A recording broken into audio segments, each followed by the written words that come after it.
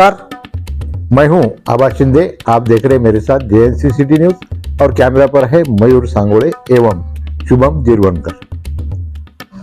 5 राज्यों का चुनाव प्रचार अब चरम सीमा पर है। भारतीय जनता पार्टी और कांग्रेस के बड़े नेताओं ने वहां रैलियां की। राहुल गांधी जी ने बड़ा रोड शो जबलपुर में किया। साथ ही साथ उन्होंने आदिवासी भाइयों से भी मुलाकात की।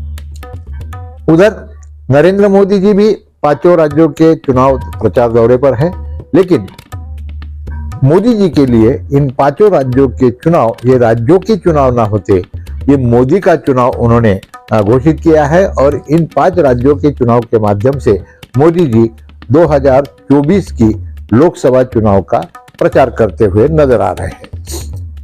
इसी कारण हर राज्य में स्थानीय नेताओं को दरकिनार कर दिया गया है।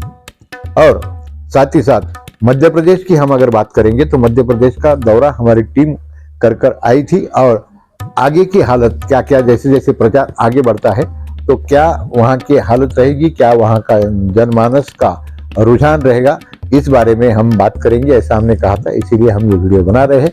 मध्य प्रदेश में जैसा पिछली बार हमने बताया था कि वहां के विद्यमान मुख्यमंत्री मामा, इनको जो है तो हाशिए पर रख दिया गया।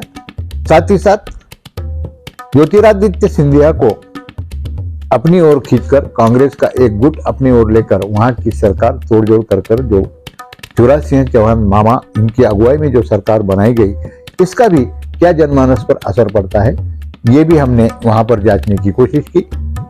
और इन 5 ही राज्यों में और मध्य प्रदेश में भी बीजेपी के हर प्रत्याशी का जो चुनाव का जो मुद्दा है वह नरेंद्र मोदी है, ना कि कोई स्थानीय नेता का वो जिक्र कर सकते हैं। सिर्फ मोदी जी, और मोदी जी ने केंद्र सरकार की ओर से जो कुछ योजनाएं चलाई गई उसी के बारे में ये बोलते हैं। वर्ला सेंधवा मतदार संघ में इस विधानसभा क्षेत्र में जब हमने वहां के बीजेपी के प्रत्याशी अंतर सिंह आर्य जी से हमने बात की तो उन्होंने भी वहां पर जो योजनाएं मोदी जी ने लगाई, केंद्र शासन ने जो योजनाएं चलाई, उसी का जिक्र अपने वक्तव्य में किया। हमसे बातचीत करते हैं, अंतर सिंह आर्य जी ने क्या कहा, सुनते हैं। पदाधिकार में प्रधानमंत्री जो सम्मान निधि जो मिलती है 6,000 प्रधानमंत्री जी देते हैं। और इस क्षेत्र के अंदर जितना भी वन ग्राम थे, चाहे हर गांव को प्रधानमंत्री ग्राम सड़क से जोड़ चुके हैं। सिंधवा तहसील के 80 ग्राम, वर्ला तहसील के 80 ग्राम, ये यहाँ का प्रोजेक्ट के 1300 करोड़ रुपए का प्रोजेक्ट नर्मदा नदी से लिफ्ट करके दोनों विधानसभा की दोनों तहसीलों में लाना है। ड्रिप और स्प्रिंकल से सिंचाई होगी ताकि मेरे क्षेत्र से कोई पलायन नहीं हो और 100% जमीन मतलब सिंचित हो जाएगी, जिससे यहाँ के लोगों की आर्थिक स्थिति मजबूत होगी। कांग्रेस के प्रत्याशी मोन्टू भैया सोलंके, इन्होंने जो प्रचार की दिशा रखी वो युवाओं का साथ और युवाओं का संगठन अपने साथ लेकर वे प्रचार में नजर आए। साथ ही साथ उनकी धर्मपत्नी राजकला दीदी, ये भी प्रचार में उनसे बढ़ चढ़कर हिस्सा ले रही है। वैसे भी वे वहाँ के जिला परिषद की मेंबर है, सभासद है। जो क्षेत्र है वो आदिवासी बेल्ट है पूरा। यहाँ पे सबसे अधिकतर है ना यही होता है, नशा मुक्ति में ही परिवार खत्म होता है। तो जो हमारे दादा है कुमसिंह दादा, इनके द्वारा जो अभियान चलाया जा रहा है नशा मुक्ति वाला, इससे हमारे क्षेत्र में बहुत फायदा हो रहा है और लोगों को इसका लाभ भी मिल रहा है। और हमारी भी यही कोशिश रहे कि हम हमारे क्षेत्र सेंधवा विधानसभा को नशा मुक्त करवाएं। जी बहुत बहुत धन्यवाद हमारी ओर से और हमारे चैनल की ओर से आपको बहुत बहुत शुभकामनाएं। और यह हमने देखा कि सेंधवा वर्ला मतदार संघ में इन विधानसभा क्षेत्र में बुजुर्ग लोग तो अंतर सिंह जी के साथ नजर आए, लेकिन युवा बड़ी मात्रा में, बड़ी संख्या में मोन्टू भैया सोलंकी इनके साथ नजर आया। साथ ही साथ मोन्टू भैया ने जो आदिवासी समाज को नशा मुक्त करने का जो आह्वान किया और उस दिशा में कार्य करने की उनकी धर्मपत्नी राजकला दीदी इन्होंने जो वक्तव्य किया, इसका बहुत बड़ा और अच्छा असर वहाँ के युवाओं पर, साथ ही साथ आदिवासी समूह जो आदिवासी दूर क्षेत्र में रहते हैं उन लोगों पर गिरता नजर आया। पूरे राज्य की अगर बात करेंगे तो पूरे राज्य में वहां पे कांग्रेस की लहर चलती नजर आ रही है। छत्तीसगढ़ में राहुल गांधी जी ने 150 को 155 से 165 तक सीटें मिल सकती है, कुल 230 सीटें हैं। और बार यह आदिवासी समाज और दलित समाज बड़ी मात्रा में, बड़ी संख्या में राहुल गांधी जी के पीछे खड़ा होता हुआ नजर आ रहा है। बीजेपी की नीति और मोदी शाह जी की नीति समय समय पर बदलती रही।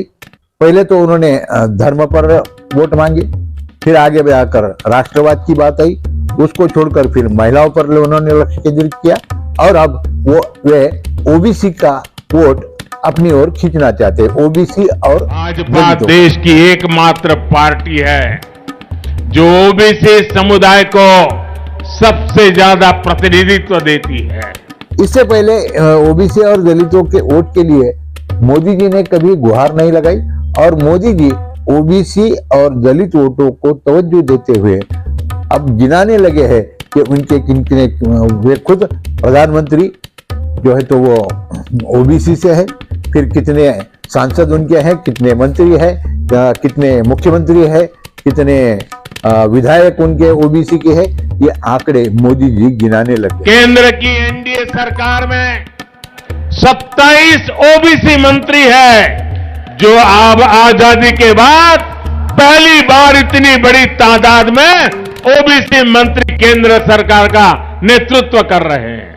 लेकिन मोदी जी प्रचार सभाओं में वोट मांगते वक्त ना तो बीजेपी को वोट मांग रहे, ना ही वहां के प्रत्याशी को मांग रहे, ना ही मुख्यमंत्री के नाम से मांग रहे, वे वोट मांग रहे हैं मोदी को। ऐसी सूरत में अगर मोदी जी अपने नाम से वोट मांगते हैं, राज्य का जिक्र भी नहीं करते हैं, 18 साल जहां शिवराज सिंह चौहान जी ने वहां पे राज किया, उनकी योजनाओं का भी जिक्र नहीं करते हैं, तो स्थानीय लोग मोदी जी पर विश्वास करने के लिए तैयार नहीं है। ऐसा कुछ चित्र इस इलेक्शन में हमें दिख रहा है। सेंधवा वर्ला मतदार संघ का चित्र यह है कि वहां का नौजवान मतदाता यह मोन्टू भैया सोलंकी के साथ है और बड़े बुजुर्ग लोग ये बीजेपी के प्रत्याशी अंतर सिंह आर्य जी के साथ है।